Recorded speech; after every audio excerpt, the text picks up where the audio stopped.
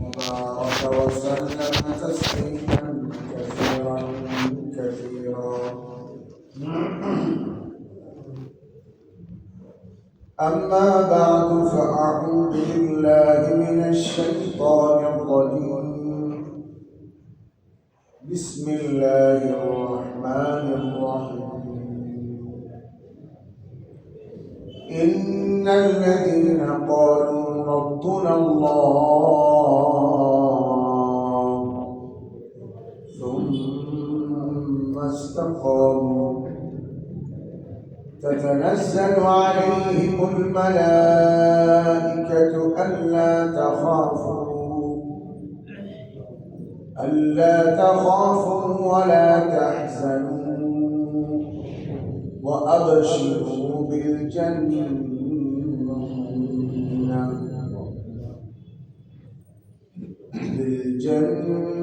التي كنتم توعدون.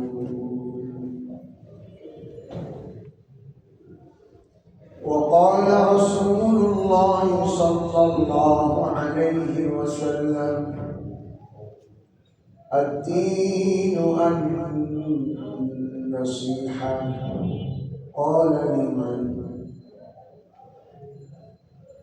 قال رسول الله صلى الله عليه وسلم: لله ولرسوله ولكتابه ولأئمة المسلمين ولعامتهم. وكما قال رسول الله صلى الله عليه وسلم: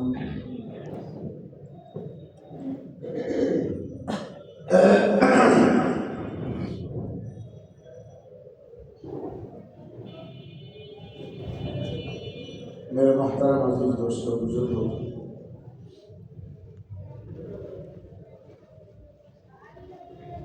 আল্লাহ পাক মানুষকে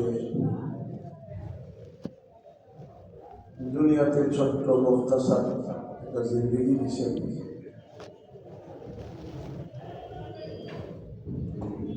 আর আখিরাতে এই জিন্দগির হিসাব নিকাশ।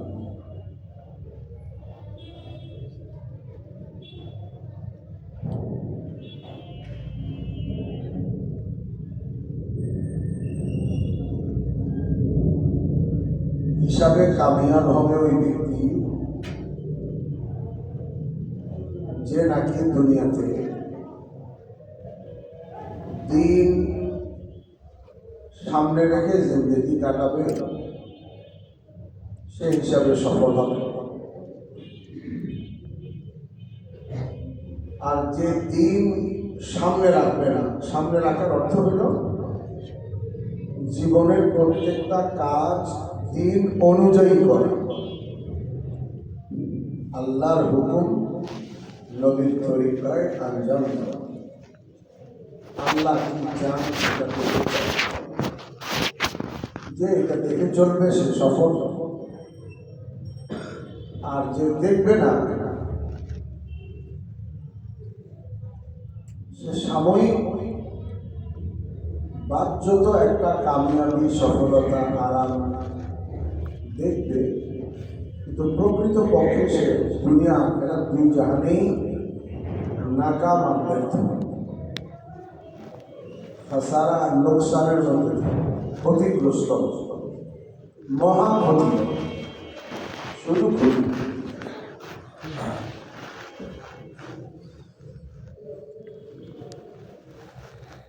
এই জন্য আল্লাহ রাব্বুল আলামিন কোরআনে পাকের মধ্যে বিভিন্ন জাতি, কওম এবং বিভিন্ন নবীদের কথা আলোচনা করছেন, যার সারমর্ম, সারাংশ, খোলাসা একটাই: যারা আল্লাহর কথা মানছে, নবীর কথা মানছে, বাহ্যত কিছুটা ক্ষতিগ্রস্ত হইতে দেখা গেলেও আল্লাহ তাদেরকে দুনিয়াতেও সফল করছেন, আখিরাতেও তারা সফল হবে। আর যারা নবীর কথা মানে নাই, দিন মানে নাই, স্বেচ্ছাচারিতা করছে, মন চাই, মনকে খোদা বানাচ্ছে, মনের পূজা করছে। সাময়িক একটু আরামাইশ দেখা গেলেও তারা দুনিয়াতেও ক্ষতিগ্রস্ত হইতেছে, হচ্ছে, হবে, আখেরাতেও ক্ষতিগ্রস্ত। সব নবীদের জিন্দগি থেকে আল্লাহ তারা এটা দেখাইছে।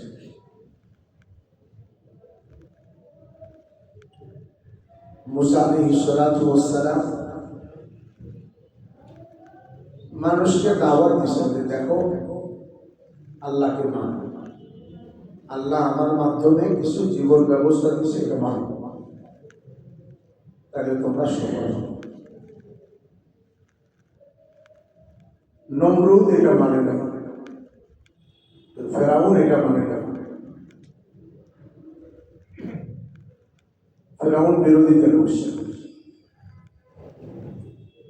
আর ফেরাউনের কথা বক্তব্য সারাংশ ছিল, সফলতা তোমার কথার মধ্যে না, সফলতা হলো আমার রাজত্বের মধ্যে।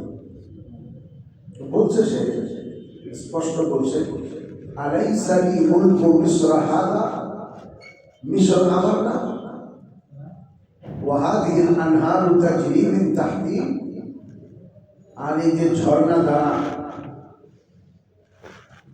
আমার সিংহাসনের তলদেশ দিয়ে বয়ে গেছে, অর্থাৎ পানি আমার কবজায়, আমার কথা শুনে, এমনটা না।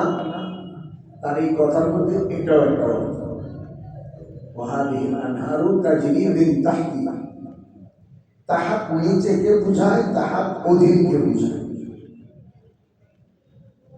তাহাত নিচে, নিচতলা, আরবরা বলে ওই হুয়া, সে কোথায়, সে নিচে আছে। আর একটা অধীন,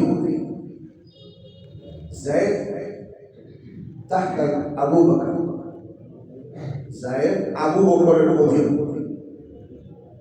ফেরাউনের বক্তব্যের একাংশ ছিল যে পানি আমার নিচে দিয়ে, কেউ বলছে যে তার সিংহাসনটা ঝর্ণা বানায়, ঝর্ণার উপরে এমনভাবে সাজাইছে, নদী থেকে পানি আসতো, নতুন স্বচ্ছ পানি তার সিংহাসনের নিচ দিয়ে বয়ে যেত।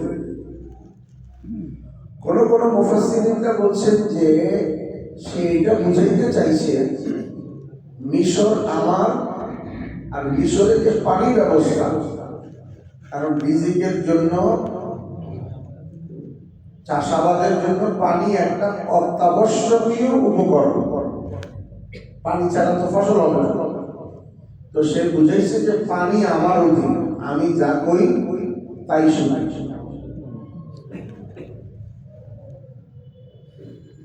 তো আল্লাহ পরিণতি কি দেখাইলেন, যে পানিরে অধীন মনে করছে, আল্লাহ তাকে ওই পানির মধ্যে চুবাই দিচ্ছে।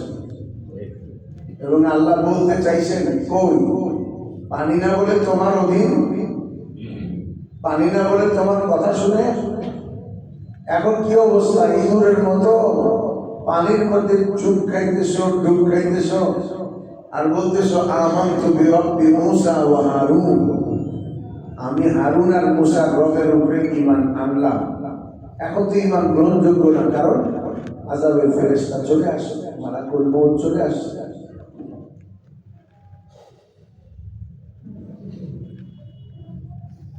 সব নবীদের ঘটনার সারাংশ এক। আর মূসা আলাইহিস সালামের সাথে ফেরাউনের হইছে, সমুদ্র পার নিয়া, দেশে থাকা নিয়া। ইব্রাহিম আলাইহিস সালামের সাথে ব্যবহার করছে আগুন নিয়া, কথা একটাই। ইব্রাহিম আলাইহিস সালাম দাওয়াত দিয়েছেন নমরুদ। নমরুদ দুনিয়াতে বড় বড় বাদশাদের একজন ছিল। ফেরাউন মিশরের বাদশা ছিল, সারা দুনিয়ার বাদশা ছিল। নমরুদ পুরা দুনিয়ার বাদশা ছিল।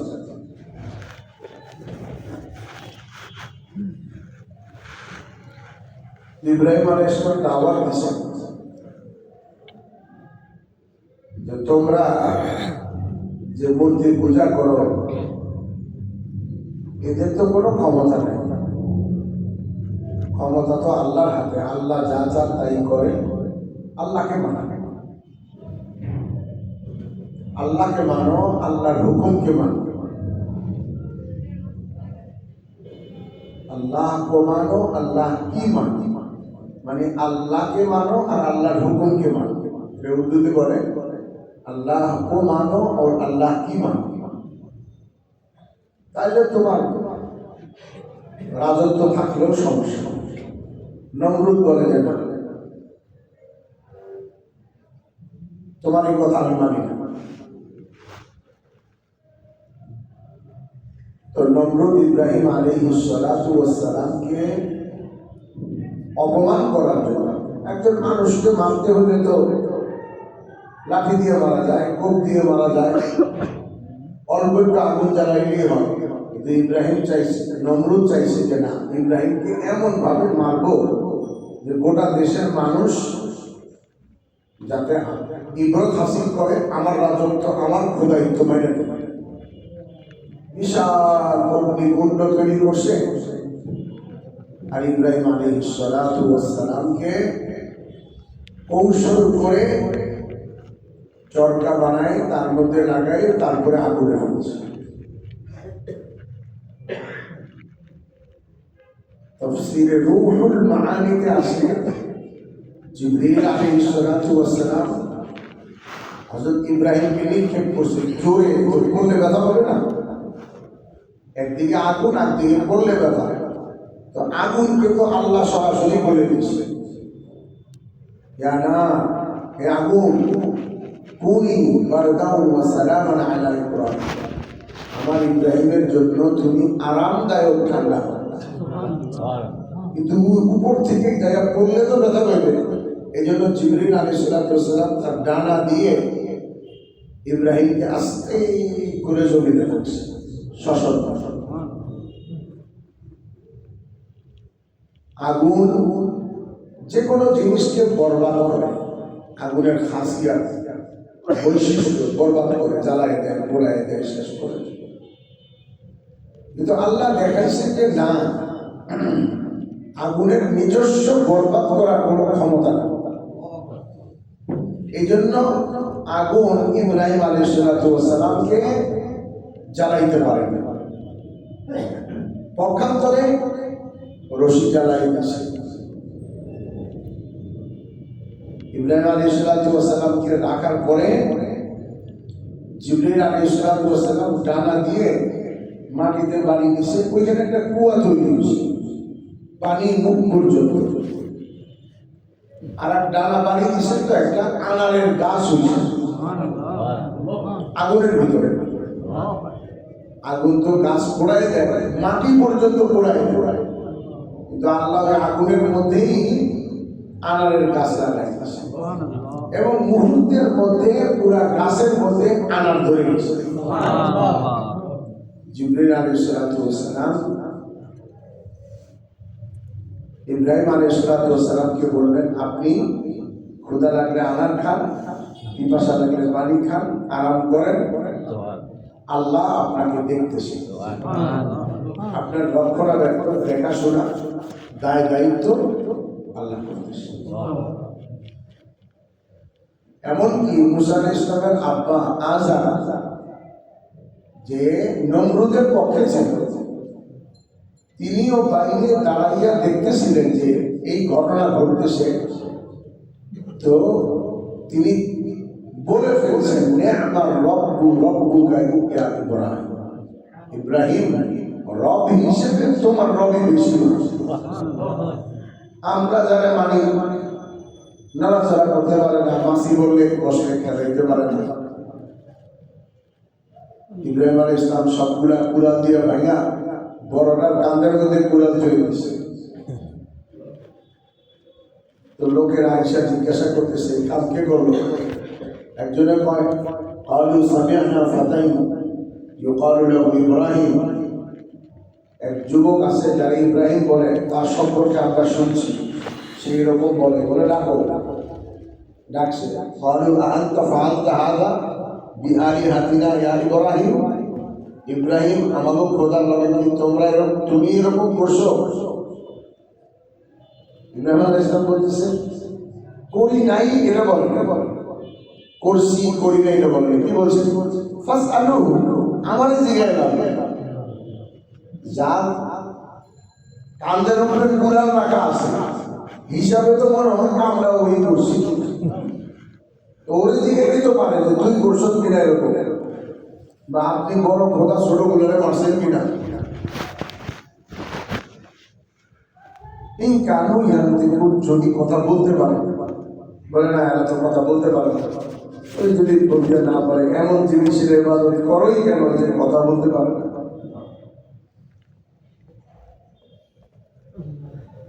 সারাংশ একটাই, আল্লাহকে মানো, আল্লাহ বাঁচায়।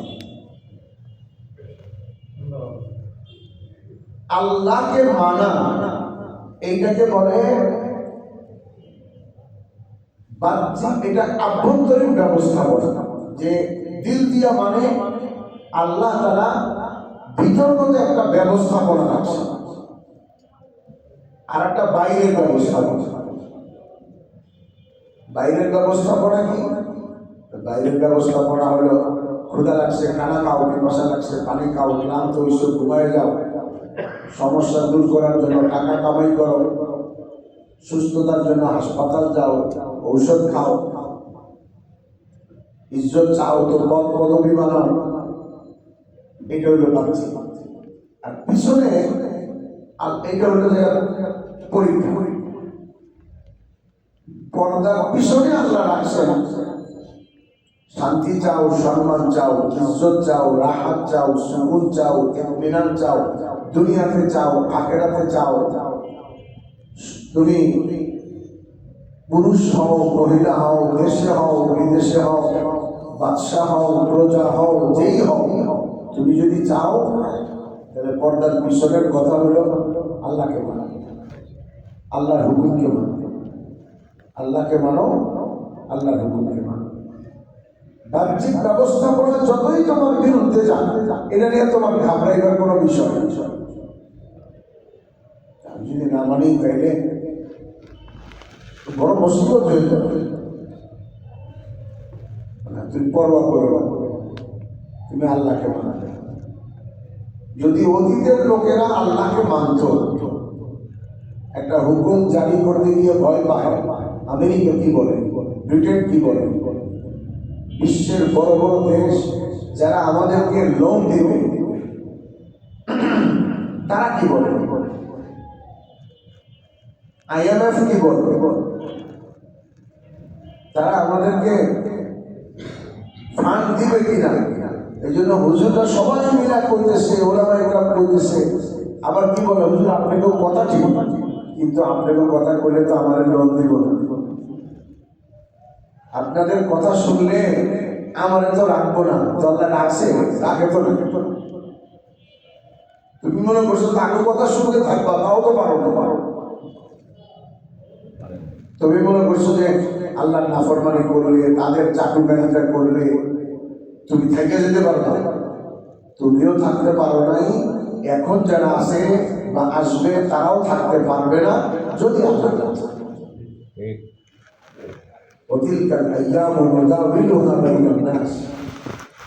অতীতে সবার দেখা গেছে।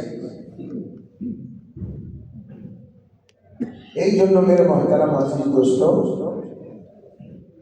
দিন মানুষের শান্তি, সম্মান, ইজ্জত, রাহাত, সুকুন, ইতমিনান, প্রশান্তি সব কিছুর মূল হল দিন।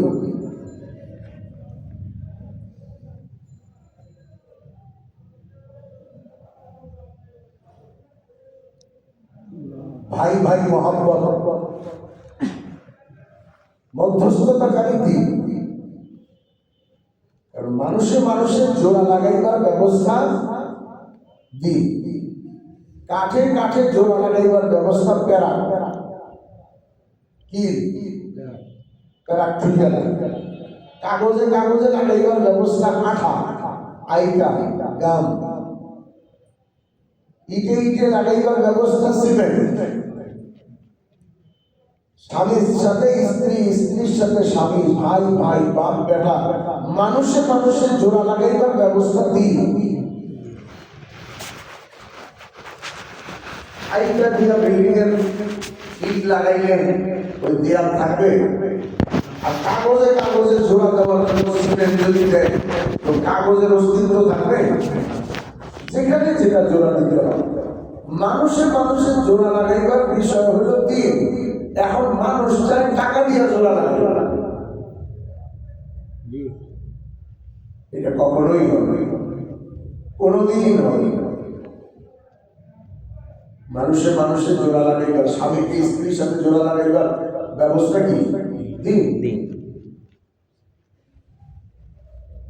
দিন নাই তো আল্লাহ চোখ ফিরে গেলে বিশ্ব সুন্দরী স্ত্রী, কিন্তু চোখ লাগিয়ে গেছে এক ব্ল্যাক আফ্রিকান। লায়লার কথা লেখা আছে কিতাবে। লায়লা আসলে বাস্তবে লায়লা মজনু নাই, বাস্তবে লায়লা মজনু নাই। অনেকে কয় না যারা দাড়ি কাটবে না তারা লাইলি মজনু দিয়ে গেল জান্নাতে গিয়ে, ভুল কথা। লাইলা মজনু এমনিতে অনেক লাইলি মজনু আছে, আমাদের গ্রামে আছে, আমাদের ঘরে কাজের মানুষ আছে, আর মজনুর তো অভাব নেই। কিন্তু উদাহরণের যে লাইলা মজনু এরা পৃথিবীতে ছিল না। আল্লামা রুমি রহমাতুল্লাহ আলাইহি তার মসনবী শরীফের মধ্যে ইশক প্রেমের উদাহরণ দিতে গিয়া লাইলা মজনুরের বানাইছে কাল্পনিক। এইটা পরবর্তীতে উদাহরণটা খুব প্রচলন হয়েছে, শুধু তার মানুষের কাছে এই উদাহরণটা খুব গ্রহণযোগ্য হয়েছে। কত কবিতা, কত কিছু। একজনের মজনুরে জিজ্ঞেসে, তুই তো পাগল ছাড়া কিছু না। মজনু কি বলে? আমুল্লু আলা দিয়ারি লাইলা, আমি যখন লাইলার শহরটি অতিক্রম করি, উকাব্বিলু যাল জিদার ওয়া যাল জিদার, এই দেওয়ালে ওই দেওয়ালে চুমা দিই। শহরবাসী আমাকে পাগল করে নাই, ওয়ালাকিন হুব্বু মান সাকানা দিয়ারা, এই শহরে যারা থাকে তারা আমাদের পাগল বানাইছে। একজনে জিজ্ঞাসা করছে, তুই তো ভালো পাগল, কি এমন দেখছো লাইলির মধ্যে? তো কালো, ব্ল্যাক, নিগ্রো, হাবশি। তো মজনু বলছে, আমার চোখ দুটা খুলে যদি ধরে দিতাম তাইলে তুই দেখতি যে লাইলি কত সুন্দর, লাইলি কত সুন্দর, লাইলা কত সুন্দর। আমার চোখ দুটা খুলে যদি ধরে লাগাইতাম তাহলে বুঝতে। তাহলে মানুষের মানুষের জোড়া লাগায়, চোখ দিয়া যা দিয়ে লোকে লাগায়, আল্লাহ লাগায়। আল্লাহ জোড়া লাগাই দিছে, কালো জোড়া লাগিয়ে দিছে। আল্লাহ জোড়া লাগায় নাই।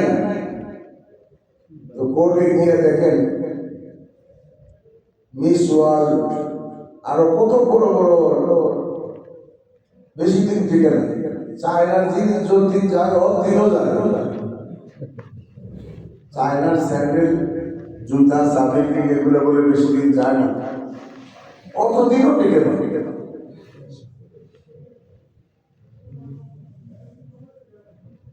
বিয়ের রাত্রে বাইরে সবাই খাওয়া দাওয়া করতেছে, আনন্দ ফুর্তি করতেছে, জামাই বোনকে ভিতরে ঢুকাই দিচ্ছে।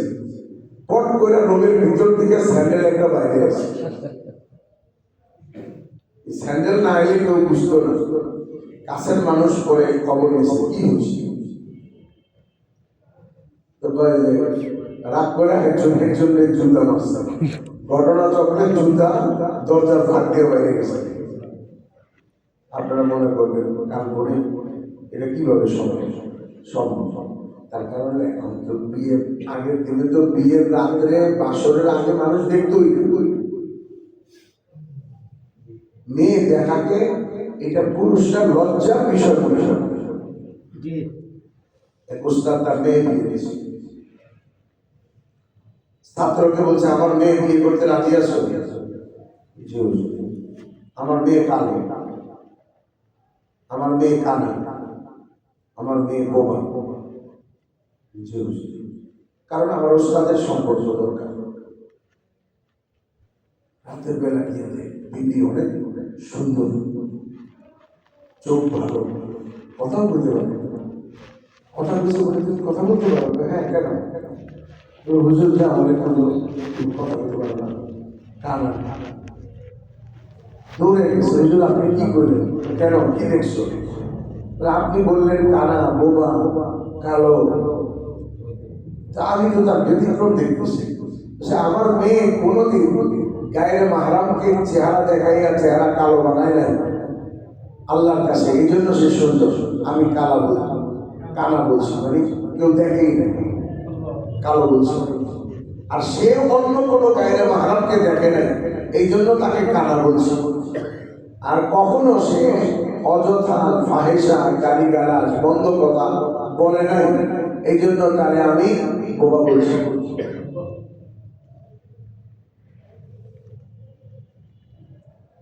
এখন তো বিয়ের আগে এরা অনেকদিন পর্যন্ত পরিচয় করেছে, মাঝখানে এসে বিয়ে হয়েছে।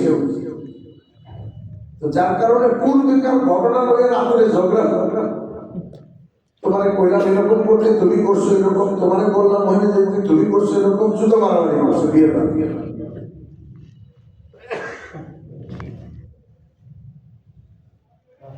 যে মারছে, যারা মারছে, কোন ওজনটা আমি ছিল, মানে আপনারা করতে পারেন যে ওজন তো এগুলো মনে হয় এমনি হয়। যে মারছে, যারা মারছে, এখন কোন ওজনটা আমি ছিল, এমনকি দুজনের লোক আমার কথা বলছে।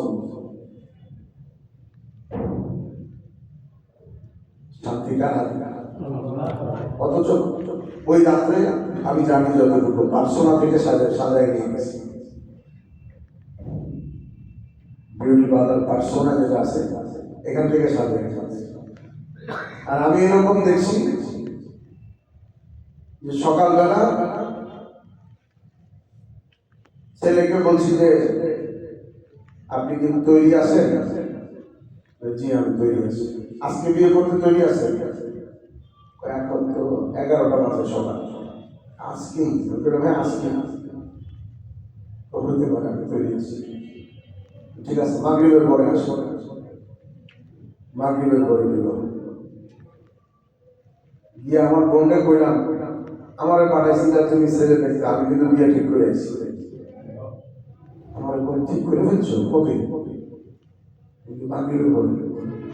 হ্যাঁ, তার একটু রান্না বান্না করতে হবে, করে বলতে হবে, পরে করলো।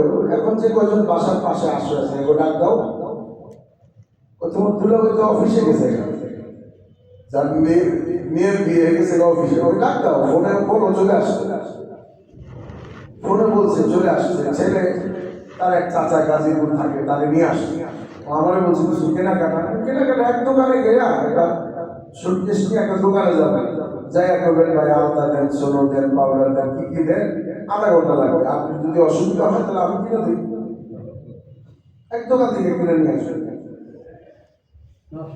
আমি দেওবন্দ থেকে আসার সময় আমি একটা দোকানে ঢুইকা সব নিয়ে আসছি, জানি আমার আম্মা আগে থেকে কয়ে রাখছে বিয়ে করাইবো।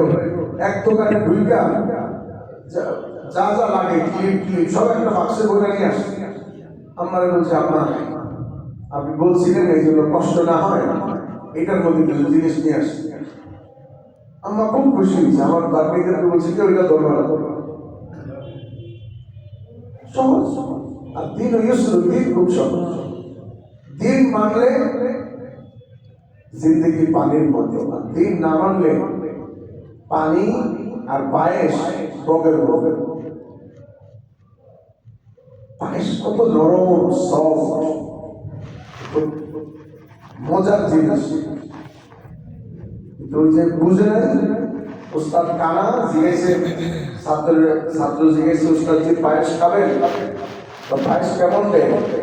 উস্তাদ কি সাদা সাদা একদম ধবধবে, বগের বগের। আচ্ছা বগের মতো, বগ কেমন?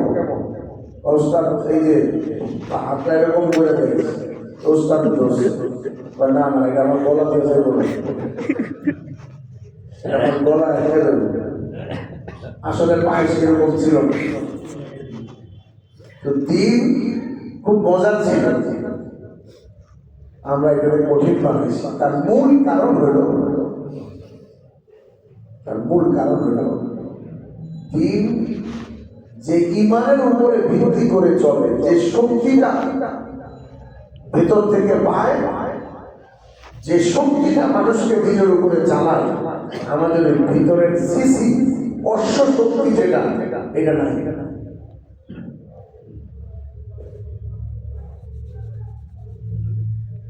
এক ট্রাক মাল, এই যে এখানে লোড আনলোড হয়, বারান্দরের থেকে এক ট্রাক চাল নিয়ে এটা যাবে দিনাজপুর থেকে, আসছে এখান থেকে আবার যাবে আর এক বাজারে। খুব সহজ মাল লোড করলে যে গাড়ি চালায়, সে এক বসে যাওয়ার খালি আমার কষ্টও করে, সে পা দিয়ে অ্যাক্সিলেটর চাপায়, সামনে চলে, ব্রেক দিয়ে থামায়। কিন্তু গাড়ির যদি অশ্ব শক্তি না থাকে, 30 বছর পর্যন্ত অ্যাক্সিলেটর চাপ দিয়ে ধরে রাখে, 30 বছরে 1 হাত যাবে, 1 হাতও যাবে। আমাদের ইমানের অশ্ব শক্তি নাই, যার কারণে আমাদের কাছে বোঝা নামাজ, বোঝা নামাজের হারাই, হাত পাতা দেখে লিপ্ত হবে, হারাইছি কোনো মতে। নিয়ত ভাঙলে মনে হয় যেন মাথার উপরে একটা বস্তা দিছে, এক মনে সালাম ফিরে গিয়ে মনে হয় বস্তাটা ভালাই হালকা হালকা সালাম ফিরে গিয়ে খুশি লাগে, আলামত ধারণা। সবার আমরা সবাই আমাদের অবস্থা এরকম।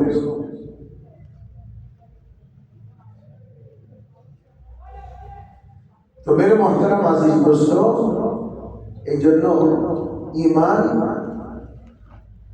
এতটুকু হইতে হবে যে ইমান আমাকে আল্লাহর নাফরমানি করতে দেয়, এইটুকু ইমান আমাদের বানাইতে হবে। আর আমলের মধ্যে নামাজ, রোজা, হজ, যাকাত। যাকাত বছরে একবার, রোজা বছরে এক মাস, হজ জীবনে একবার, কিন্তু নামাজ, রোজা, এই নামাজের ইবাদতটা হইতে হবে কয়েকটা গুণের সাথে। 1 নম্বর, আল্লাহওয়ালা একিনের সাথে। আল্লাহওয়ালা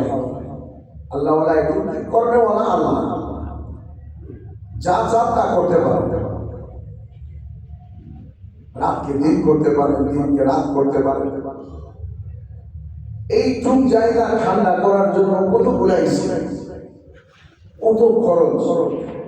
আল্লাহ পুরা দেশটাকে ঠান্ডা বানাই দিচ্ছে, কত হাজার টন এসির দরকার হইতো। আর কার বাপের ক্ষমতা ছিল যে এসি দিয়ে বাংলাদেশ ঠান্ডা করবে? আল্লাহ খুশি হয় ঠান্ডা হোক, ঠান্ডা হয়ে গেছে। এখন সবাই খালি হাত পোহায়, আগুনের উপরে দেখে। আবার 2 মাস 3 মাস পরে জুন মাসে এই ঠান্ডাটা, এখন তো টেম্পারেচার রাত্রে বেলা 14 পর্যন্ত যায় ঢাকাতে, আর অন্যান্য জায়গায় ম্যাক্সিমাম দেখছি 19 আর মিনিমাম দেখছি 11। এসিতে তো 11 পর্যন্ত নাই, বাটার মধ্যে 11 নাই, 16তেই শেষ। আল্লাহ 11 বানাই দিচ্ছে, অথচ 3-4 মাস পরে এই জায়গাটুকু 11 না 18 বানাইতে হলে মসজিদের ভালো একটা অঙ্ক বিল দিতে হবে, শুধু এই জায়গা। পুরো দেশ আল্লাহ এসি বানাই দিচ্ছে, যা যা তা করতে পারে আল্লাহ। আবার এই শীতের ভিতরে গরম লাগে, গরমের মধ্যে এখন হঠাৎ বাতাস চলে ঠান্ডা লাগাই, আল্লাহ আমি নামাজ আল্লাহর সামনে পড়তেছি, আমার সুখ দুঃখ, আমার আনন্দ বেদনা, আমার ইজ্জত সম্মান, আমার সমস্যার সমাধান, আমার দুনিয়ার সমস্ত অভিযোগ দূর হওয়া, আমার সমস্ত শান্তি ওই আল্লাহর হাতে, যার সামনে আমি নামাজ পড়ার জন্য এখন দাঁড়াইছি। এই দিনের সাথে দাঁড়াই। আর দ্বিতীয় হইল আল্লাহ ইয়াকিন, দ্বিতীয় হইল আল্লাহ ধ্যান। এক হলো ইয়াকিন আছে, কিন্তু নামাজের সময় মনে আসছিল না। নামাজের সময় গেছি দোকানে, বাসায় চাবি ফিরে আসছি না, নামাজের মধ্যেও আল্লাহ ধ্যান, আল্লাহ ধ্যান। আল্লাহ ইয়াকিন এটা কোন দোকানে পাবো? আল্লাহ ধ্যান এটা কোথায় পাবো? যত বেশি কোরআন তেলাওয়াত, জিকিরের ইহতিমাম অভ্যাস করবে, দোয়ার ইহতিমাম করবে, আল্লাহ পাকের ধ্যান তত সহজ হবে। এখন তো কঠিন, ধ্যান আনা যায় না। ধ্যান শব্দটা কঠিন, ধ্যান তো আসে না, ধ্যান তো পাই না। জিকিরের ইহতিমাম, দোয়ার ইহতিমাম, তেলাওয়াতের ইহতিমাম দ্বারা কি হবে? আল্লাহ ধ্যান করবেন। এখন ইয়াকিন সহি হইতে হবে, ধ্যান সহি হইতে হবে, জজবা সহি হইতে হবে। জজবা যে নামাজ দ্বারা জজবা কারো কাছে ভালো হওয়া না।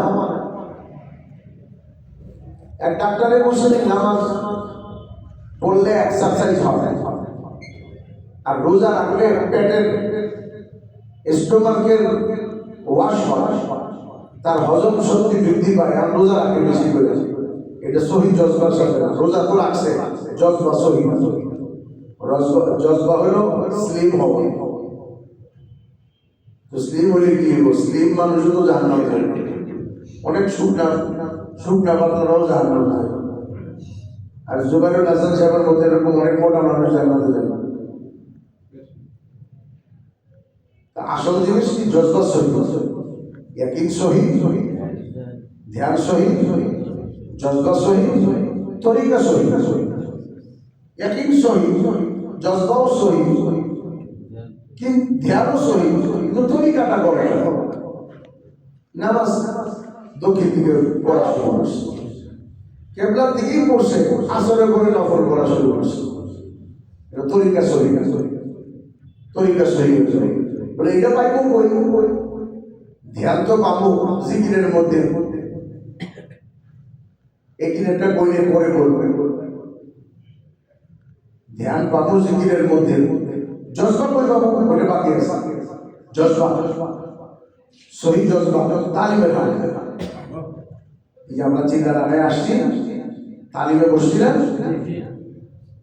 এতে তালিমে বসতে মন চায়। যদি আমি সব তালিমের সময় জিজ্ঞাসা করে যে ভাই তোদের দুজন সাথী দরকার, সব মানে তালিমে বাঁচতে পারি, আমার বাজারে যেতে হবে, আমি সব আমি আছি।